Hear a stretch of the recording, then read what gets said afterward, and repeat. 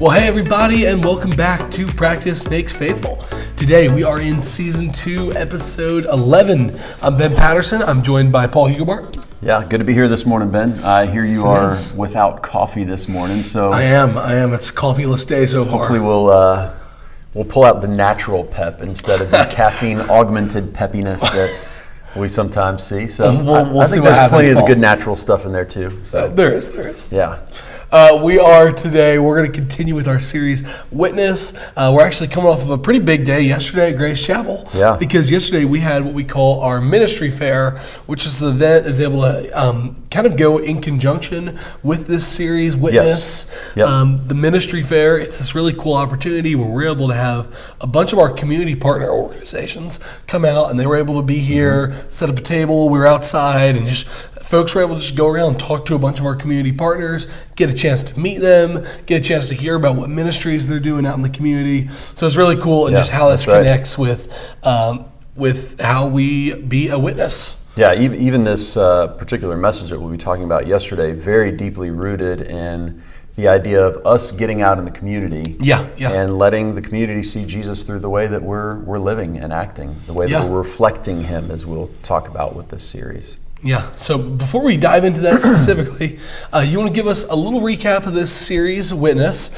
and tell us why we're doing this series, Witness. Yeah, so in Sunday morning's message, actually to try to recap the series or to give the why for the series, I pulled from 2 Corinthians 5:20 where the Apostle Paul says, that we are therefore Christ's ambassadors, as though we're making His appeal through us, or as though God were making His appeal through us. So he says, we implore you on Christ's behalf, be reconciled to God. And so the Apostle Paul very plainly, very clearly saw that about himself, that he was almost like an ambassador for Jesus the King. In a sense, representing or reflecting Him into the world around us. And so, again, the series titled Witness, the tagline for that is that we're representing Jesus in everyday life. That's our call. That's what we're supposed to be doing. And so really, just kind of as a side note too, but it does connect. I think really when we think about it, it's that image restoration or representing Jesus, looking like Jesus, is actually one of the most important goals of walking with Jesus. And then sometimes one that's gone neglected too. I mean, we kind of think, okay, I'm going to be a Christian because I want to go to heaven. And we even think about it in those terms. Where really what God wants to do within us is this transformative work to where we look more and more like Jesus. And that's true at the individual level. It's true at the community level, the communal level. There's so many scriptures that support this idea 100%. We've just kind of more often neglected them or missed them. But even when we think about Romans 8:28, which everybody loves, all Christians love this idea that God is working for the good of those who love Him, who've been called according to His purpose. But right then in the next verse, the Apostle Paul tells us what that purpose is, and it's so that we would be conformed to the image of Jesus. That's the purpose that God is working toward. So you could say, okay, well, God's goal for us is that we look more and more like Jesus. I think we have acknowledged that here at Grace Chapel over the last several years for certain, but we need to keep saying it. We need to keep teaching it. And for those listening to this podcast who are not connected to Grace Chapel, we want you to know, we believe fully that God's goal for us is that day by day we look more and more like Jesus. That image of God that was imprinted upon us at creation, which became distorted at the fall, God's goal is to restore that image within us every day. So, I think certainly throughout history that was acknowledged by lots of the early church fathers. If you look at some of the writings of the early church fathers, they understood, and what they called it was this idea of theosis, which is the image of God becoming restored in us. That's exactly what it is. I'll just say, again, as a side note, a friend of mine has written a short book about this that I'd like to just quickly plug. It's called Recreated to Be Like God by a guy named Curtis Erskine, and we'll link that in the show notes if you're interested in looking at that. It's a discipleship.org resource. But we need to reintroduce ourselves to these ideas that it is at the heart of following Jesus is becoming more like Jesus, to be recreated in the image of God, as Curtis puts it. And so all of this just is to say that it is our call to be transformed and conformed into the image of Christ, and then to turn around and reflect that image into the world. Another way that we're saying that again this month is representing Jesus in everyday life. And when we do that, we're truly witnesses to who Jesus actually is. And that's what we're talking about this month, this idea that we're called to be witnesses to the real Jesus. That's our call. That's good. Very good. Very great spot to start this. So where'd you go with that this week, in this week's message? Yeah, so started this week's message just with this acknowledgement that that we live in a culture, and I think most of us recognize that at this point in time. We live in a culture that's becoming increasingly and rapidly so, increasingly skeptical about the church, certainly as an institution and an organization, but well beyond that, we live in a culture that is becoming increasingly skeptical about even individual Christians. You know, if you call yourself a Christian, it's almost, you can guarantee that you're going to be labeled by culture and society in a particular fashion. You're immediately, there are going to be thoughts that are had about you that are outside of your control. So, you know, I think many are saying, and rightly so, even though I think a lot of Christians still don't like this language, and I don't like the language either because of the truth that it reflects, but a lot of Christians, I feel like, don't like this language because they'd rather deny the truth of it. But we're living in a culture that is officially transitioned to a post-Christian culture, meaning that once it was almost taken for granted that most people just operated within a Christian framework, if that makes sense. That was what was taken for granted. I mean, everybody operated basically within a Christian framework, and maybe even out of a somewhat spiritual worldview. Although over the last 500 years, that spiritual worldview has definitely been in decline. But that was kind of the assumption that most people operated within a pseudo-Christian cultural framework. Okay? In our current age, I think you almost have to assume the opposite. Here's why I would say that's true. Barna Research, Pew Research, others as well, they show just how much things are changing around us right now. So we could say changing in the world around us, but also changing within the church. And so, one of the first things that we can kind of identify in that is that there is this truly low biblical literacy even among Christians. I mean, an incredibly low biblical literacy. There's a decrease in Bible reading among Christians. In fact, from 2020 to 2021, the number dropped almost 10%. I mean, it was a very, very quick drop. There's a loss of a biblical worldview even among Christians. In fact, Barna's research that really just shocked the world that said that only 9% of all people who call themselves Christians actually have a genuine biblical worldview. We've talked about that before on the podcast. But the things they're using to qualify biblical worldview are just things that have shown up in, and we're not a creedal people within our group, our tribe. Well, in some ways we're not a creedal people. In some other ways we are a creedal people, but while we might not repeat the Apostles' Creed or the Nicene Creed every Sunday morning, we would affirm the things that exist, that are represented within those creeds.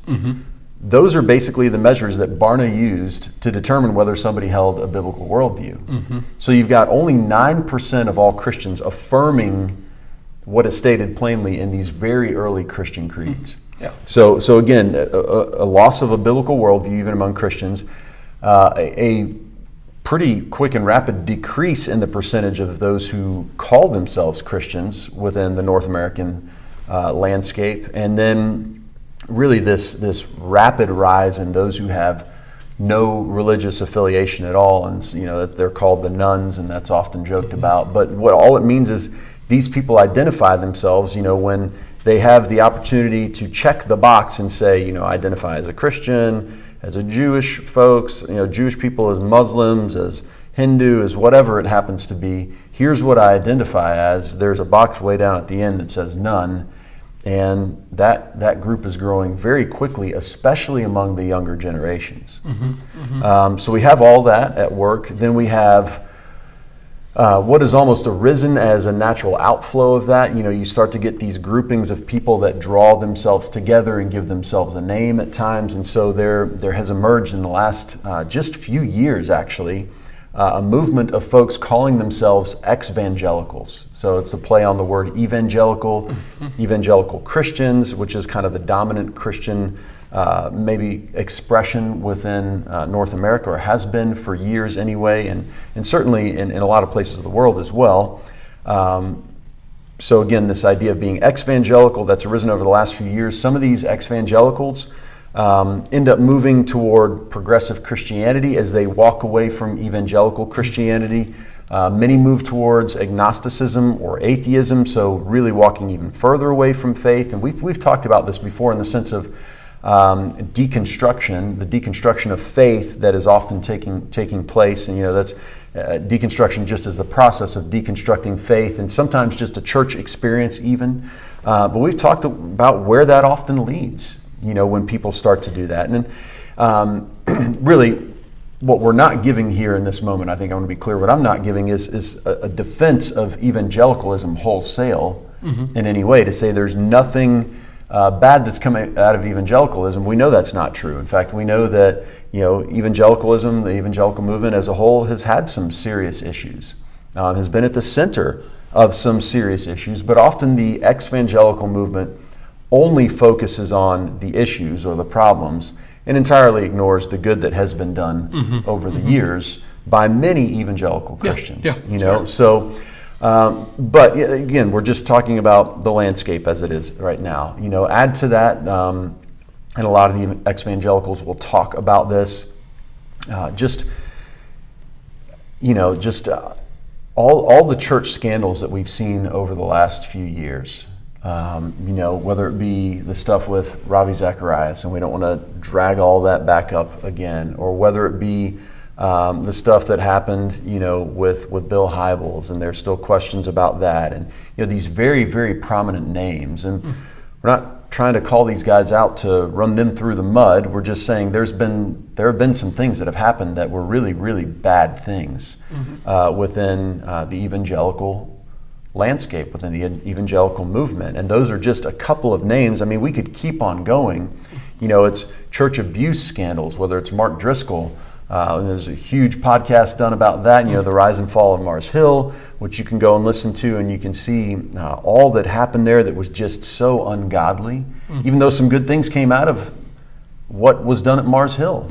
But there was so much baggage and so many church wounds that people continue to bear to today. And so, the media jumps on those situations. I would say, would we say that represents most of the North American church experience? I would say probably not, but it represents enough of the North American church experience. Yeah. Oh, yeah. And it's highlighted in bold letters, in a sense, to the point that is certainly the perception that people start to have of maybe the whole church experience. And maybe on the flip side, maybe there haven't been enough positive stories to share, so that people start to say, well, no, look, that's just obviously not true about all Christian leaders or all church experiences. See, let me tell you about this church that's doing all these wonderful things. Maybe that's some of what's been missing,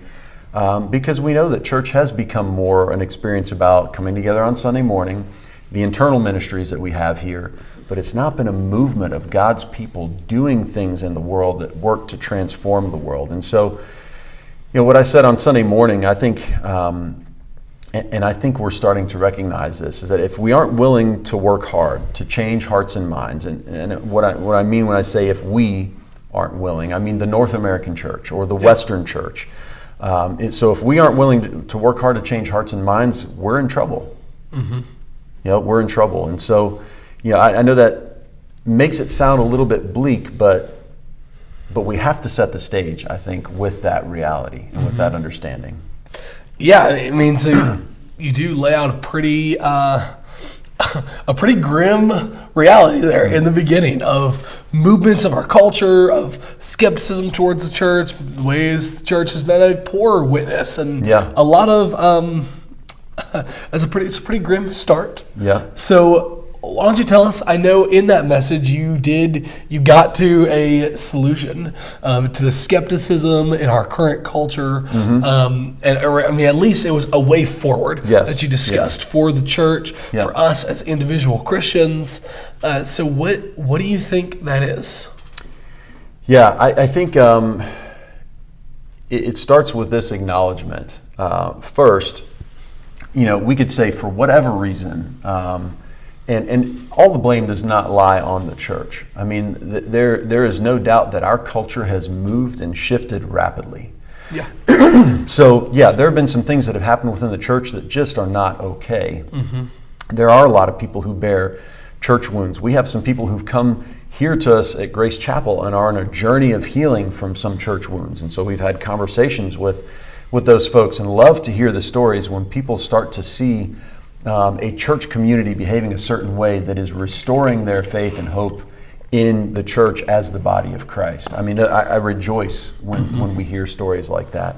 But what it illustrates is that oftentimes when people walk away from the church, or when people maybe have never been a part of the church but have a real negative view of the church, what it indicates is that there's a real mistrust of church and maybe Christians in general. And so there's actually this study, excuse me, that our discipleship minister here, Rob Shaver, introduced me to probably, I don't know, maybe about a year ago at this point in time, little more than a year maybe, and it's done by InterVarsity Press, primarily a ministry or a parachurch organization that operates on college campuses. Okay. But they often do a lot of research into engaging culture around us, because especially at college campuses, they're kind of on the front, on the leading edge of engaging culture or the cultural shifts, the dynamics that are involved in that. Yeah. And so what they identified is that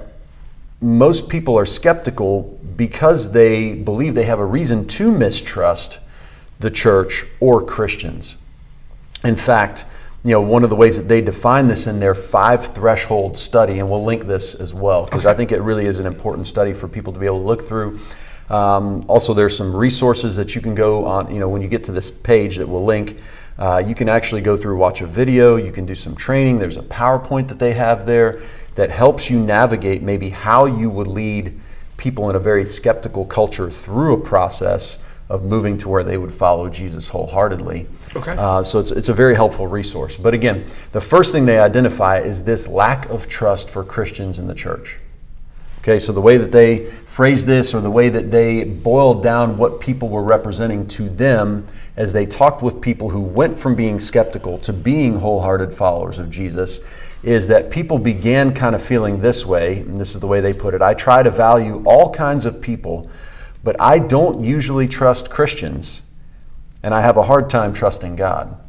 Okay. Right? So that was where people began, and that is where people begin in a very skeptical society, a very skeptical culture. And there are a lot of reasons for that. And again, sometimes we in the church, we have to be honest that we at least bear some of the blame for the skeptical attitude of people in culture toward the church. Yeah. In fact, they talk about this kind of continuum. Basically, what they're doing in this continuum is trying to define the right target for the church and for Christians. And in that, they're also illuminating the wrong target as well. Okay. So let me try to explain that. So what they say the church is supposed to be about, and this goes back to the verse that we shared at the beginning from 2 Corinthians 5:20, the church is supposed to be a place where there is a high value on reconciliation, reconciling the world to God, and the rightness, the goodness, the justice of God. Okay, so we're supposed to be that type of people. It's the your kingdom come, your will be done here on earth as it is in heaven idea. That's the kind of people that we're supposed to be. We're supposed to be out reconciling the world to God. And in the process of reconciling the world, we're helping reconcile individuals, but more than just individuals, hopefully institutions of the world as well, to make a difference so that the things we see that are unjust in this world, that are not of God, that are unrighteous, that those things would not happen as often, at least anyway. And we know that this side of eternity, there are going to continue to be messes in this world. But we as the church are supposed to be a countercultural force in that, pushing back against injustice and unrighteousness and all these things. Okay, so the church is supposed to be a place of high reconciliation, high righteousness, high justice. On the other side of that, we're also supposed to be a crowd of people that are highly evangelistic, they would say, or maybe in our language we would say with a very high value on discipleship and disciple making. Okay. Those are the kind of people that we're supposed to be. So you have both of those at play. So if we were to look, what they have is this chart, and on the left side of that chart, they have an arrow going up, and at the top of that is, that high reconciliation, high justice, high righteousness. On that continuum's up to the left.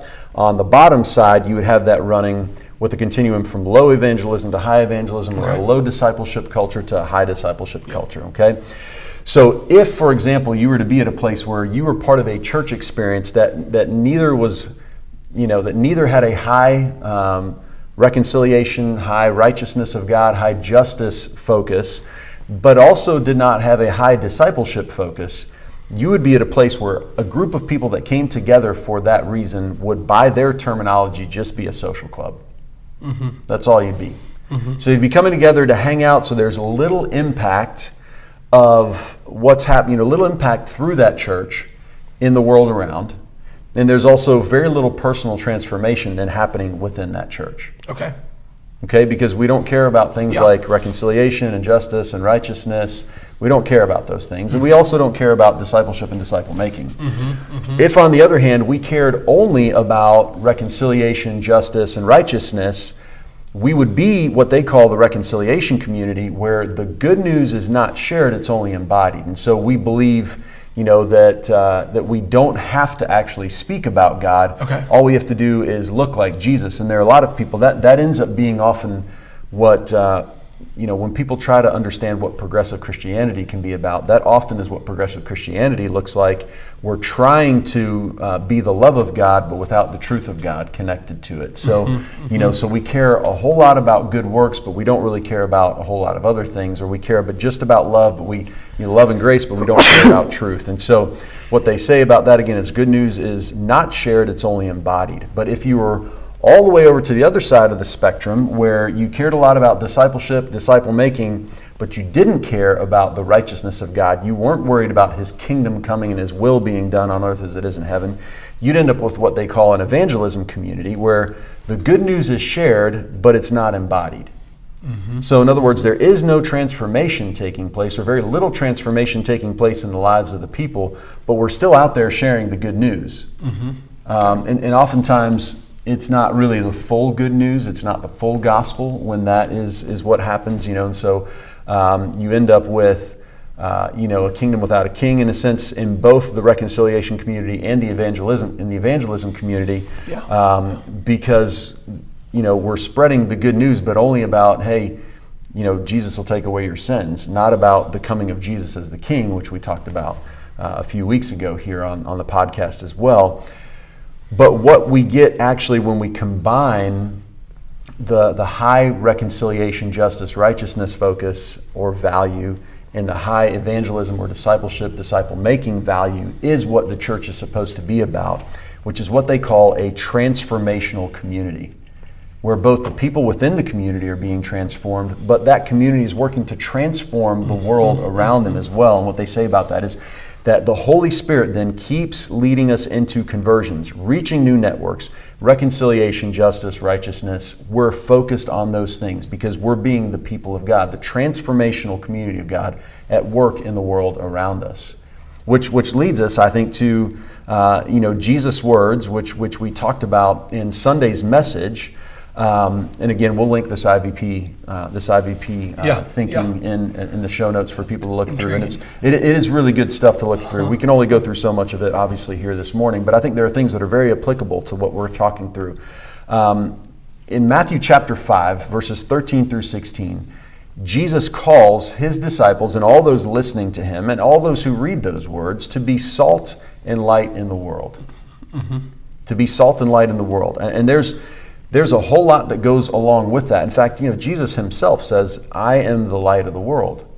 But then he turns to those who would follow him and says, you're also the light of the world. Again, that's the idea is we are being reshaped into the image of Jesus.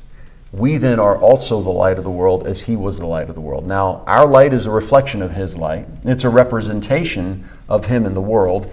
I would say in a sense, we don't have our own light. We shine his light. But Jesus says in that section very emphatically, almost to the point that if you read it in the original language, many scholars, many textual interpreters have walked away saying that what is plain in this text, when Jesus says, you are the salt of the earth, he's saying very plainly to the crowd that's listening to him, you are and nobody else is. It's just you. It's you. And when he later says to them, you are the light of the world, the same emphasis are there. You are, as my followers, the light of the world. Nobody else is. You are. I've got it pulled up here. Let me just read it. Go ahead and read that. Yeah, that's great. This is Matthew 5, starting in verse 13. You are the salt of the earth. But if salt loses its saltiness, how can it be made salty again? It is no longer good for anything except to be thrown out and trampled underfoot. You are the light of the world, a town built on a hill that cannot be hidden. Neither do people light a lamp and put it under a bowl. Instead, they put it on a stand where it gives light to everyone in the house. In the same way, let your light shine before others so that they may see your good deeds and glorify your Father in heaven. Yeah, I love these words of Jesus. And again, hear again how emphatic he is in saying, you are these things. Yeah. You are these things. And he says, if you don't do this, that saltiness becomes worthless.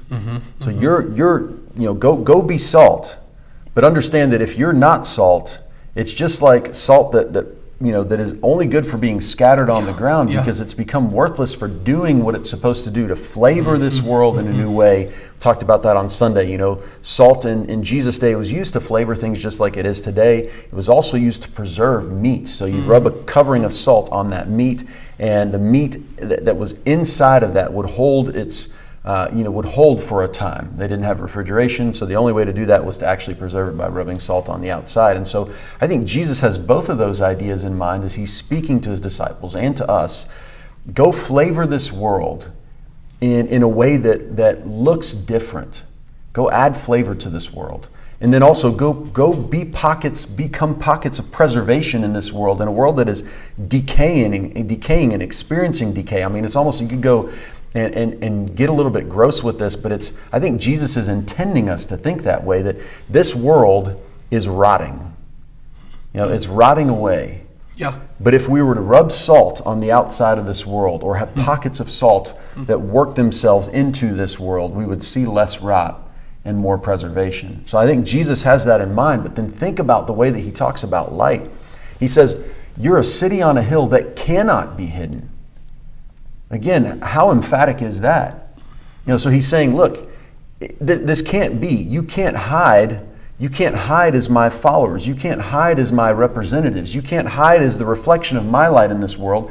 You're supposed to be like a city on a hill that is seen from everywhere around. The cities that were built in Jesus' day, especially in Palestine, were often built out of limestone.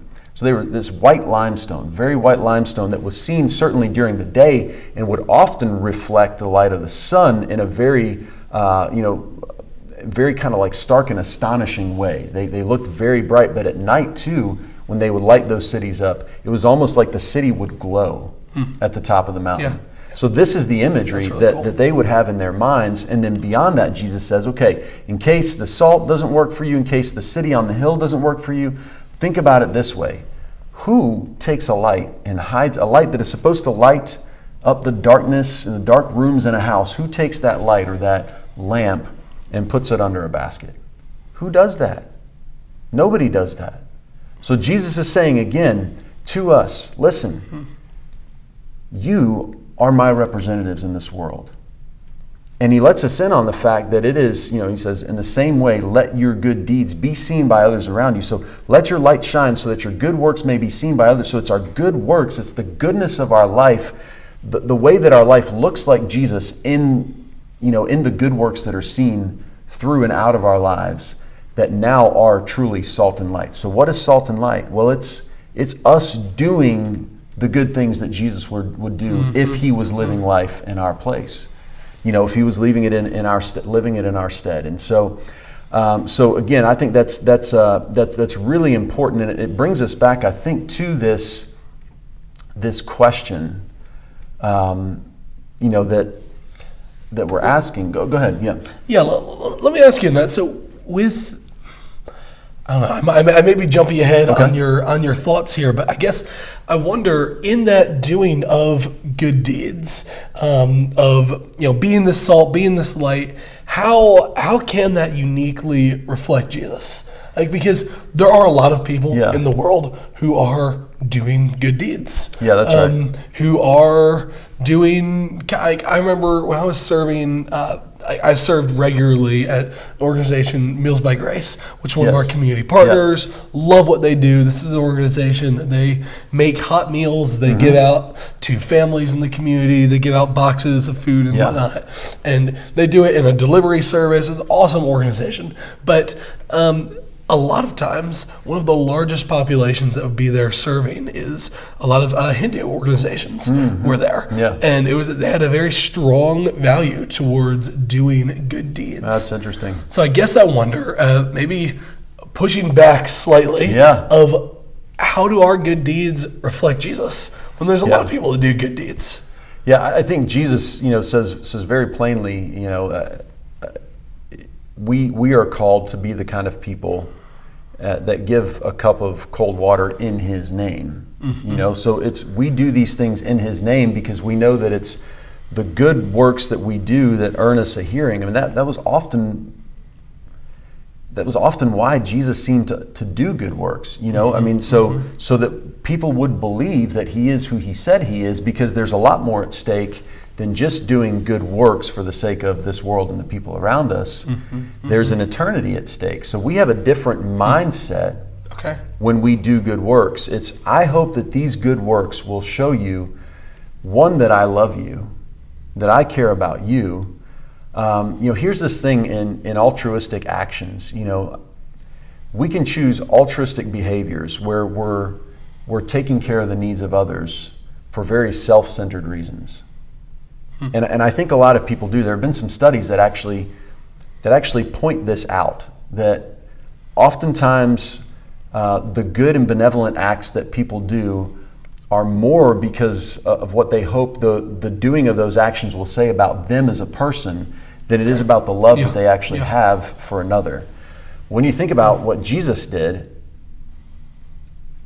I mean, he was worried. If he was worried what people would think about anyone, he was worried what people would think about God the Father. But his actions were for the sake of the love of others. So they were deeply rooted in love for others, not concern for self and what everybody else would think about me as I do these good deeds. And so I think the why behind the what is quite different for us as Christ followers. The why behind the what is, first, we love people. We want people to think well of our God, and we want them to glorify our Father in heaven, which is, both Jesus say that, and then later the Apostle Peter says that in 1 Peter 2:12, this idea of, living such good lives among those who are unbelievers, that people will eventually give glory to God because of the good lives that we're living.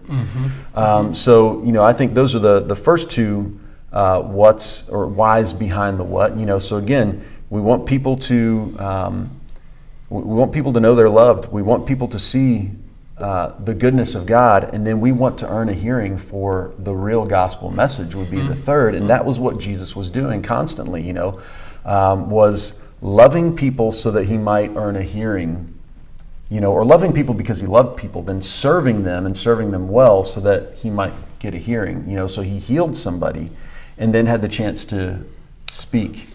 He fed people, then had the chance to share. That seems to be a pattern that Jesus embraced over and over again. Well, I think they could even reconnect with the InterVarsity Press study that you talked about, right? And I don't have the language right in front of me, I but can pull it up. of this idea of, you've got some churches that maybe lean so heavily into the justice focus, where it's just about justice, it's just about doing good deeds, we could say, for people. There's others who maybe lean to so far it's just about evangelism, but where we need to be is in this spot that highly values justice, highly values evangelism. That's right. That those both go together, those both go hand in hand. And I think with that, when we think about how our good deeds uniquely represent Jesus, those things have to go hand in hand, right? Yes. Because if it is one without the other, they're not going to do that. If we are just valuing the good deeds without the evangelism, without the discipleship that comes with it, then it's not going to reflect Jesus. That's right. It's going to be good, and maybe there's some value in the good that's being done there, and that's a different conversation. But it's not going to be representing Jesus. Yeah, if I agree. both are not being valued, if both are not being brought forward. And also, we could have another conversation how just the evangelism without the good deeds is also something to be critical of. Yes. And a weak version that doesn't represent Jesus. Right. But those both have to be held together. That's right. Yeah. So in one sense, we could say this: if I give people only a hope for tomorrow, but I know about the hope for eternity, then I've only done them good for tomorrow. That doesn't mean that I didn't do any good, but I gave them maybe some hope for today, and I gave them some hope for tomorrow. If I only give people a hope for eternity, but I don't give them some hope for today and tomorrow, there's a real disconnect there too. Yeah. So we're supposed to be, this transformational community that gives people hope both for today and tomorrow and for eternity, that brings the whole thing together. It's not supposed to be this disconnected experience and almost, this, it seems so incongruous when I think about it now. Although certainly I probably would have leaned more toward being the people that just go out and give the hope of eternity and aren't so worried about today and tomorrow a number of years back. But there comes this time where you see very plainly, no, that's not what a transformational community looks like. And we're called to be a transformational community. Yeah.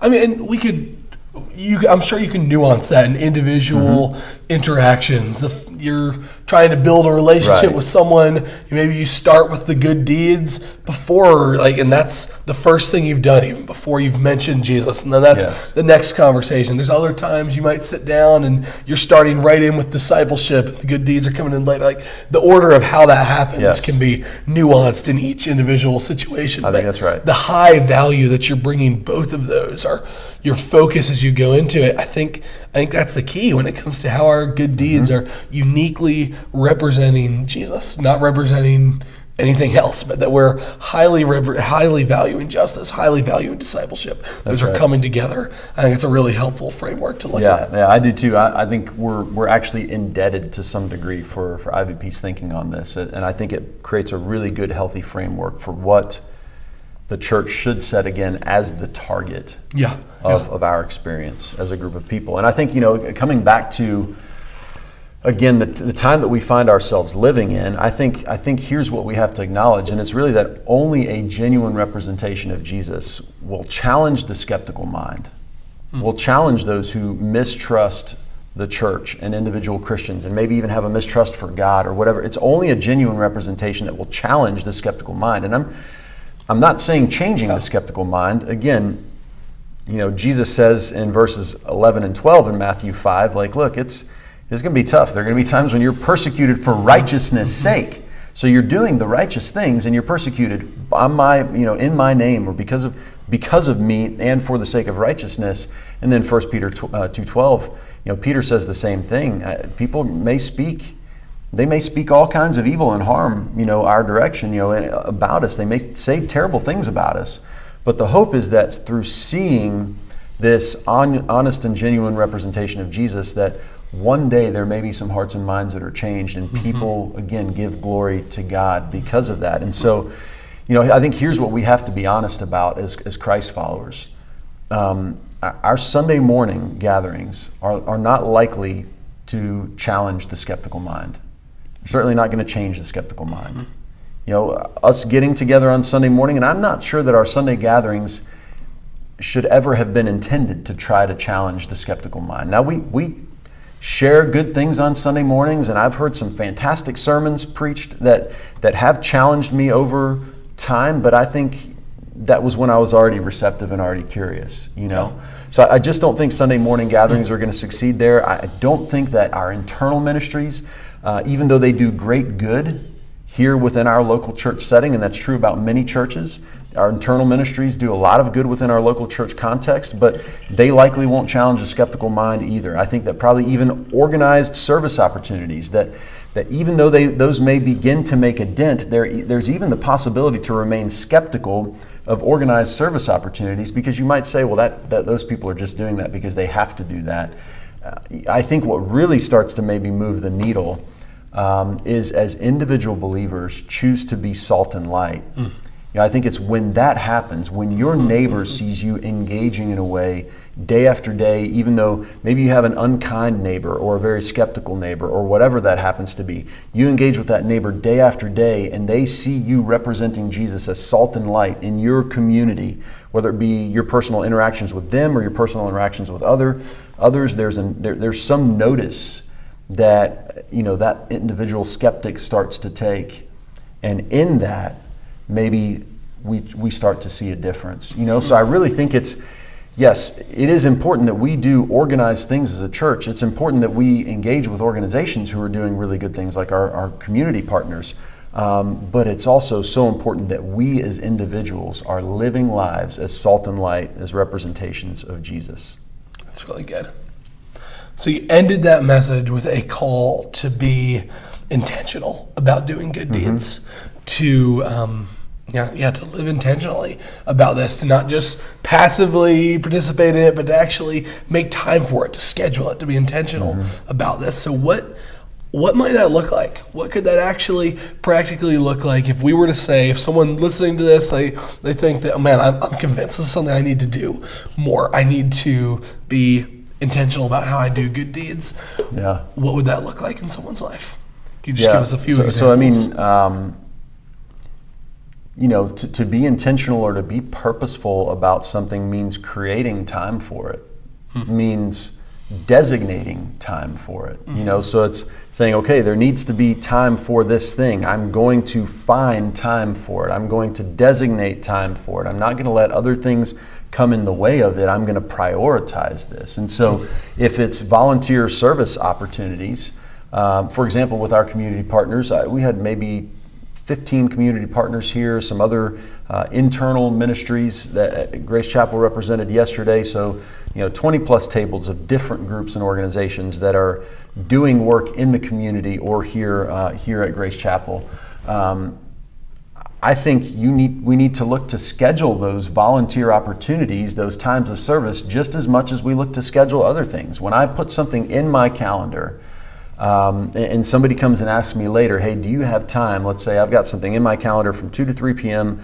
Tomorrow afternoon. If somebody calls me this afternoon and asks me, could I do something on Thursday from 2 to 3 p.m., I'm going to look at it and say, you know what, I can't, because I already have this scheduled here.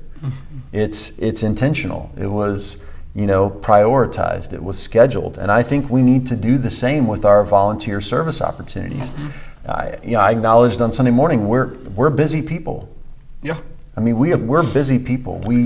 We have a schedule and a calendar for just about everything, you know, especially those with young kids in the home, but it doesn't matter if you've got young kids, you know, if you're in school like you are and you're trying to work a job at the same time, and you've got a schedule that you've got to keep organized. And, you know, I had, you know, a retired couple come to me on Sunday morning and say, you know, we're retired, but we're as busy as we've ever been. So I want you to know that this idea of scheduling our opportunities to serve and do good works in our community, that conversation applies just as much to us, and it was just as convicting to us as I think it would be to anyone else. And so I appreciate people saying that and acknowledging that, you know. So, you know, schedule time for service, you know, volunteer service opportunities. You know, make time for something like maybe prayer walking through your neighborhood, or when you learn of the opportunities that we have to meet up, you know, this is for Grace Chapel folks, when you learn of the opportunities that we have to connect with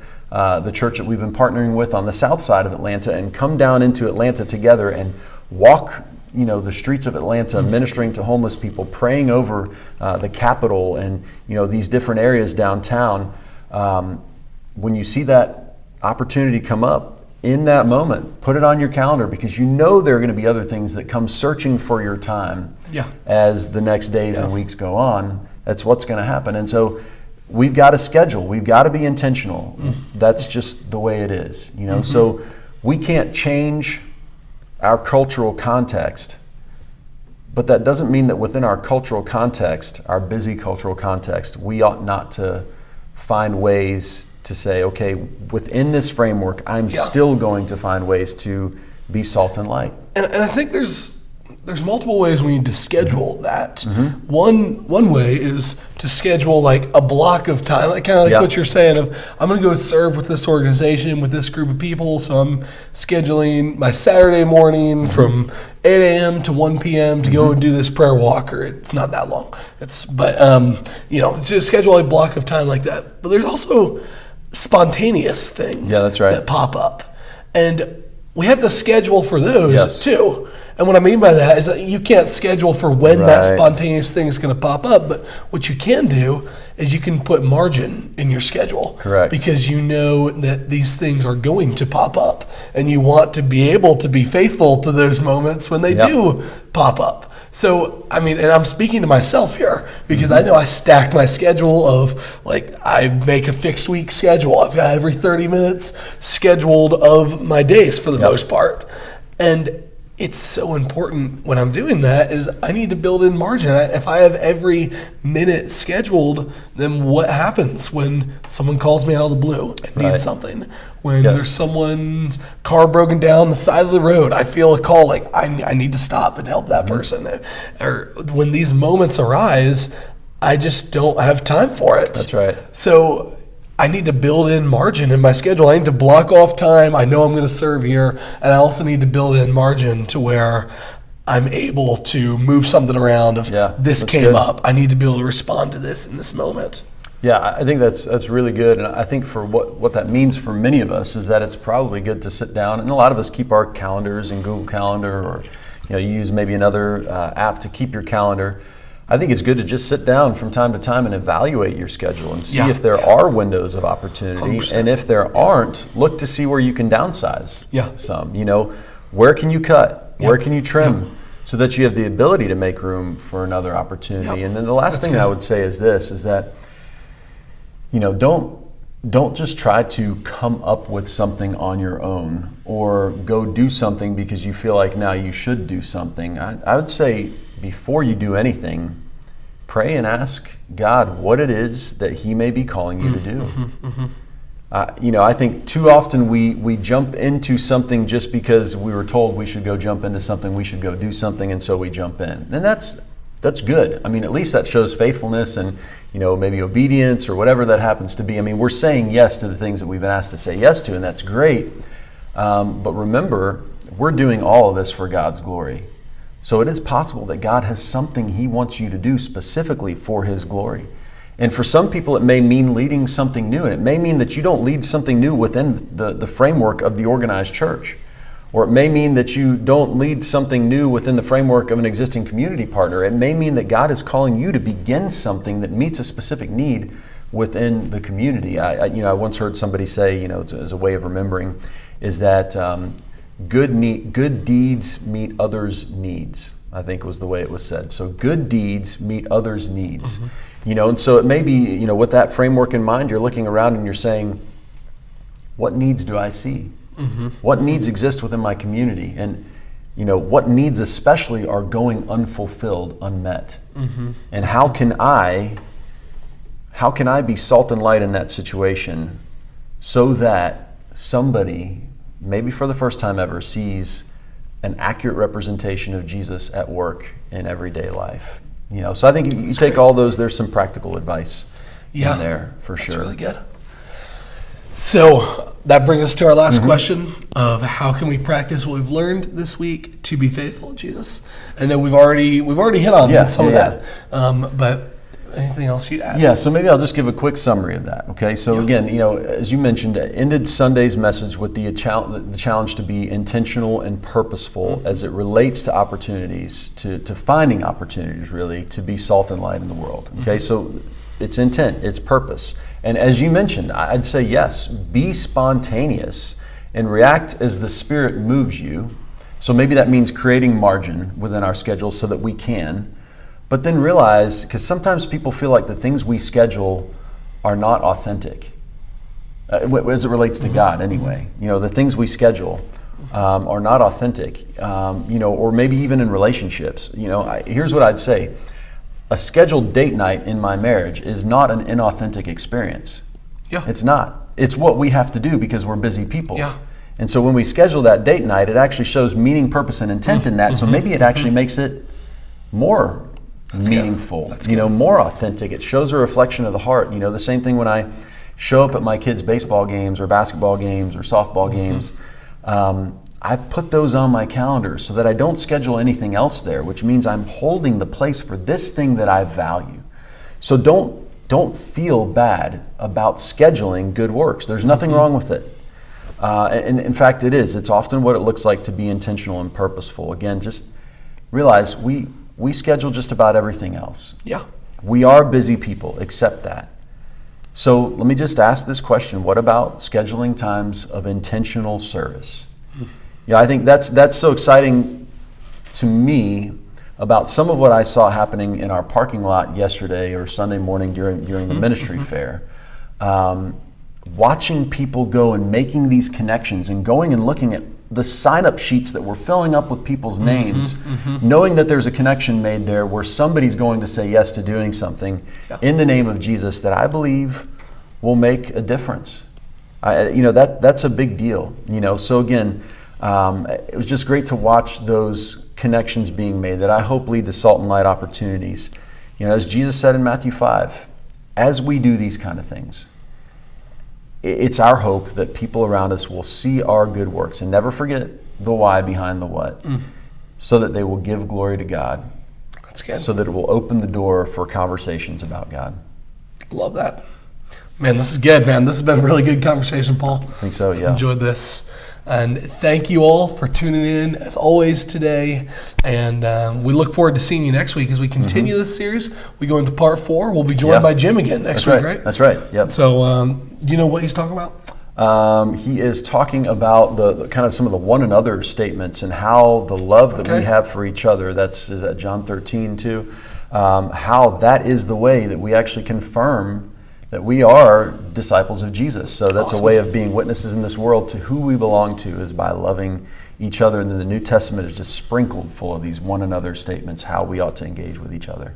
Love it. That's a good little teaser as to what we'll be talking about next week. So we hope you join us. Also, just those resources, we alluded to a couple things today in the podcast, talked about the book Recreated to Be Like God, the IVP study, John Mark Comer's Live No Lies. We'll link all those things in the show notes so you can check those things out if you are interested in learning more about those and continuing in studying this. But thank y'all for joining us, and we'll see you next week.